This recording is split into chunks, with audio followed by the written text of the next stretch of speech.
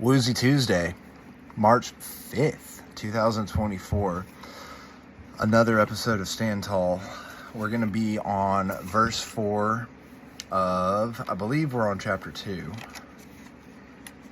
of the Wuzi. 3, Army Discipline, verse 4.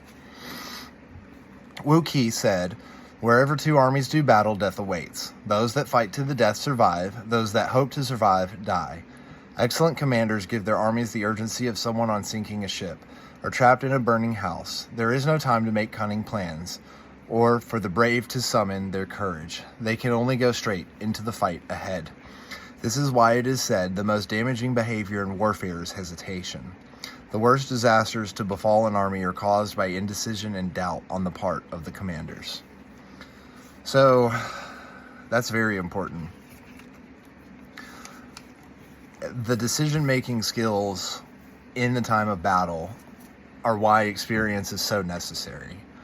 Because the ability to make those snap decisions only comes from having experienced it in the past. And I think that, like warfare, just like life, it does help if you can study as much as possible. You don't go to military school to run all these drills, to study all these tactics, to do all of these things, just to go out and not perform, just not to have a way of doing things and having a knowledge to fall back to. Because when your brain is in that split second of decision making, it's going to go to something. And at least having read it before, at least having tried to study it, you're going to be better prepared than someone who hasn't. So let's go over to March 5th out of the Daily Stoic by Ryan Holiday and Stephen Hanselman. Cutting back on the costly. So, concerning the things we pursue and for which we vigorously exert ourselves, we owe this consideration. Either there is nothing useful in them, or most aren't useful. Some of them are superfluous, while others aren't worth that much. But we don't discern this and see them as free when they cost us dearly. Seneca, Moral Letters 42.6. Of Seneca's many letters, this is probably one of the most important and one of the least understood. He's making a point that goes unheard in a society of even bigger houses and even more possessions, that there's a hidden cost to all that accumulating. And the sooner we're aware of it, the better.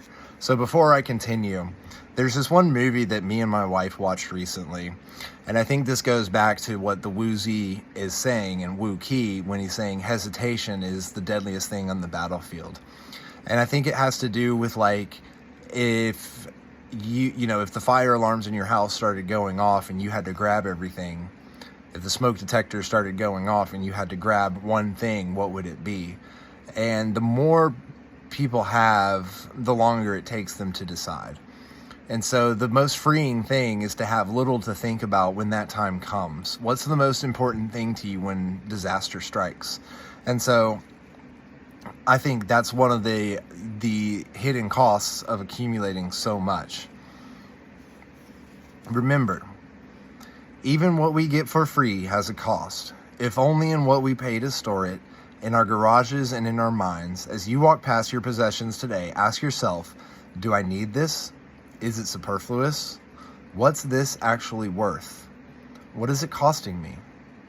You might be surprised by the answers and how much we've been paying without even knowing it.